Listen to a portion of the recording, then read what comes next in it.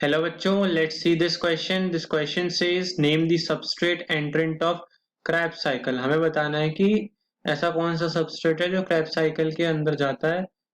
की कॉन्सेप्ट देख लेते हैं यहाँ पे। की कॉन्सेप्ट है हमारा Krebs cycle।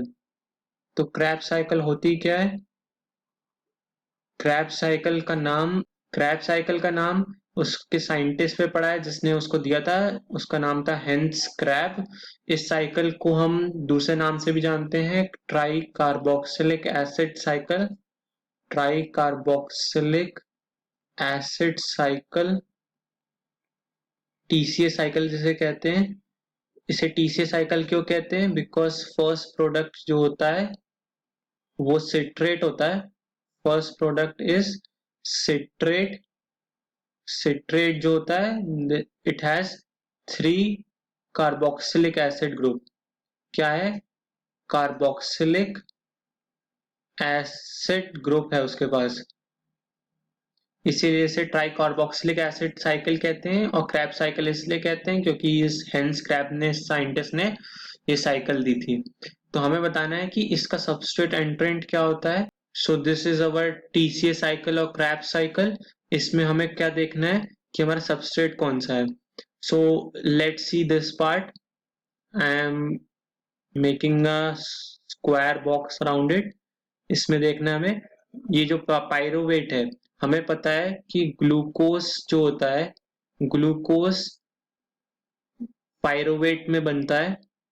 कैसे? Break down of glucose produces pyruvate through glycolysis.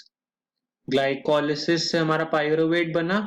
तो अब क्या होता है कि एरोबिक रेस्पिरेशन में, फॉर एरोबिक रेस्पिरेशन, हमें पता है एरोबिक रेस्पिरेशन में पहले क्या होता है। एरोबिक रेस्पिरेशन, इसमें क्या होता है, सेल्यूलर लेवल पे रेस्पिरेशन प्रोसेस होता है, जिससे क्या होता है कि जो हमने खाना खाया उसको, उसमें क्या हुआ, उसमें हमारी O2 कंज्यूम हुई और CO2 रिलीज हुई और एनर्जी प्रोड्यूस हुई। तो उसके लिए पहला स्टेप क्या होता है कि ग्लाइकोलिसिस हुआ, फूड ब्रेक डाउन हुआ, तो ग्लूकोज से पाइरुवेट बना। देन ग्लाइकोलिसिस के होने के बाद आता है क्रैब साइकिल होती है। क्रैब साइकिल के होने के बाद होता है इलेक्ट्रॉन ट्रांसपोर्ट चेन में एनर्जी प्रोड्यूस होती है। सो हमारा जो पार्ट है वो, हमारा ग्लाइकोलिसिस के बाद जो क्रैब साइकिल में जाना है, उसमें क्या होता है कि ये पाइरुवेट जो होता है, दिस पाइरुवेट, ये साइटोसोल में था, साइटोप्लाज्म में था। ये साइटोसोल से क्या करता है, अब आता है माइटोकॉन्ड्रिया में।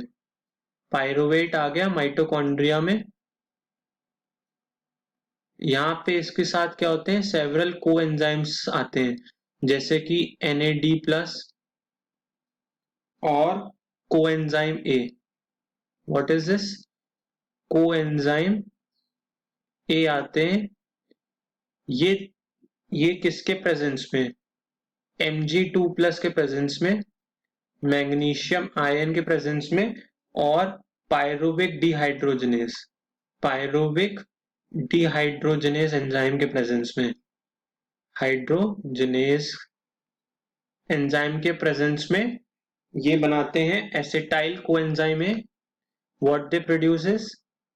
Acetyl coenzyme A plus CO2 plus NADH plus H plus.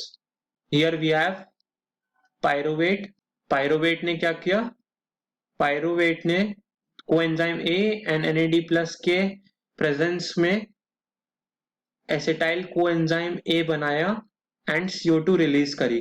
Since pyruvate क्या था, 3 कार्बन कंपाउंड था, तो क्या हुआ, एक CO2 रिलीज होने के बाद acetyl coenzyme A is 2 carbon compound. तो ये हमारा जो एसिटाइल कोएंजाइम ए है, दिस इन रेड रेक्टेंगल, ये हमारा सबस्ट्रेट एंट्रेंट है क्रैब साइकिल का। ये कंबाइन करता है ऑक्सैलो एसिटिक एसिड के साथ in presence of water and citrate synthase. Citrate synthase के साथ मिलके ये सिट्रिक एसिड बनाता है जो 6 कार्बन कंपाउंड है एंड इसी के नाम पे है try carboxylic acid cycle. Hope you all understood this question well, best of luck.